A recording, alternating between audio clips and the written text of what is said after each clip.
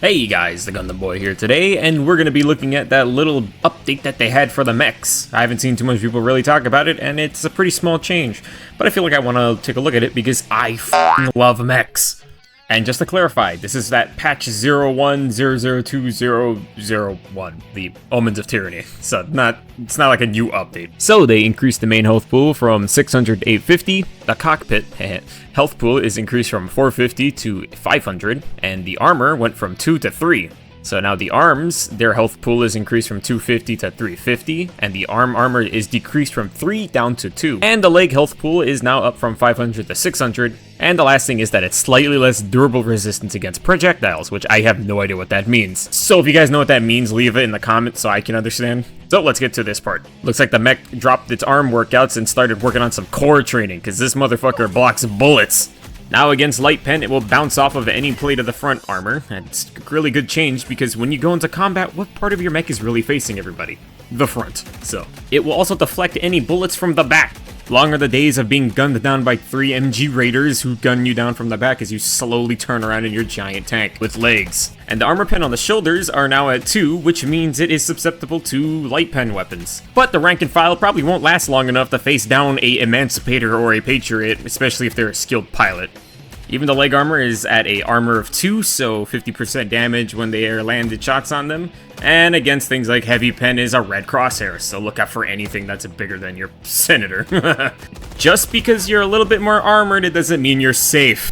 But this is a great win for the Helldivers who enjoy using mechs, because now the durability is much higher, making this thing a perfect vanguard in most missions. And when it comes to going up against the automatons, you don't have to worry as much anymore because they aim for your midsection, which is at an armor of 3, so any light pen bullets isn't going to hurt you too badly like it did in the past. The bigger health pool allows you to just walk through enemies now these days. You can just stomp on everybody, be like, get the fuck out!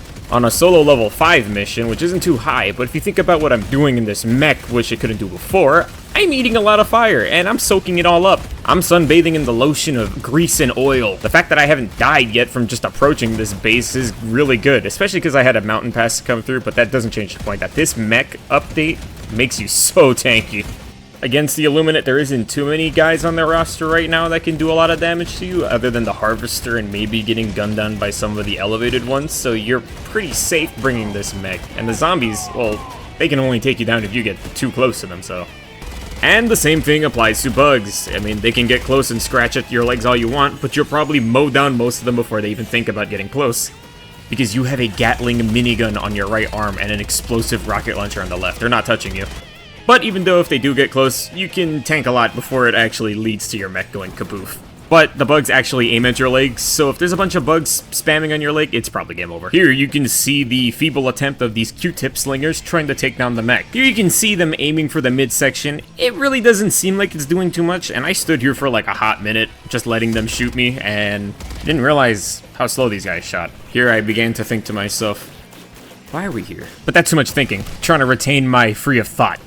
So with this new little patch that came for the mechs, it actually makes you so much more useful on the field. Longer the days are you having to hide around rocks and wait for enemies to peek around. Who knew that a little bit of defense on the mech would make it so much more versatile in the field? Just look out for heavy attacks, because those things will probably kill the mech in like one shot. I still definitely think that the mechs could use just one last thing. Or two.